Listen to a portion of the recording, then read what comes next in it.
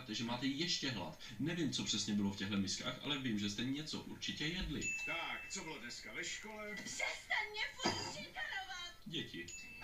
Tohle moje děcka žerou. Velvet a Venír u nás vedou. To jsou ti dva, co vězní Floyda. Tak to bude těžký mít, ty jsem ti dál rád. Tady byl v originále tak skvělý vtip na to, že bude těžký rozdělit umělce od umění a čeští překladatelé to takhle dojebali. Bleskoslipy. Žijící duchové smradu. Zmáčkni ho.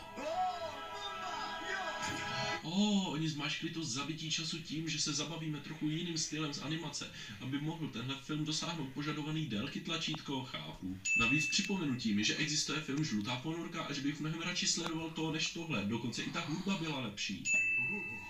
Přesně takhle si představuju místo, kde se dějou ty nejhorší zločiny. Myslíš Ústí? Jo, je to celkem podobný. O ty kráso, ahoj! A z tohohle se najednou vyklube Popejna dlouho ztracená sestra, kterou nikdy nikdo nehledal, protože samozřejmě, že to tak musí být.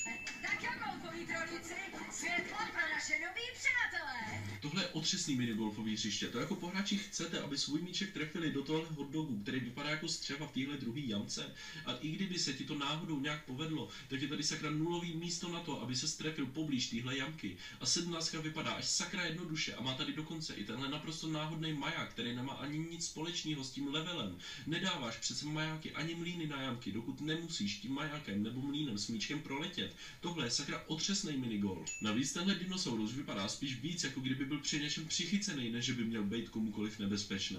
A co do hajzlu tohle, co nazvu jako žabí kanón, vůbec dělá? A proč vůbec má jenom 2 nohy? Je téma tohle golfového hřiště něco jako mutace z Černobylu? Takže když čím víc bodů máš v minigolfu, tím horší seš, tak proto chcete co nejvíc hříchů. Řekl jsem co nejvíc. Říkáme burgerům Karpanátky. To je ale sakra urážka a zneucení burgerů. a to jediný, co ho může dostat ven, je dokonalá rodinná harmonie. Do očí bijící opakování stejný zápletí s perfektně vysloveným jednohlasem z toho neudělám mnohem méně do očí bijící, ve skutečnosti je to spíš mnohem víc do očí bijící. Zjím, že povedu evidenci všech výdajů. Ignorování tak jasně svítícího varování, že je někdo takhle moc nadšený z toho, že má na starost tvoje peníze. To jsem tu jediný, kdo nemá ztracený sourozence. Ne, jenom seš prostě jediný, kdo nemá jediný důvod k tomu, aby byl v polovině tohohle filmu. Vždycky jsem o té hře snil a furt jsem o tom mlela, že jo? Jo, to smlela, v reálném světě bychom to nazvali náhoda, ale ve filmu to prostě jenom nazveme vynucená předpověď. Tak jsem si řekla, že budu číst povídky a eseje spíš než dlouhý romány. Myšlení si, že nemůžeš číst všechny 3 naraz, neexistuje žádná literární policie, která by vytvářela knižní zákony.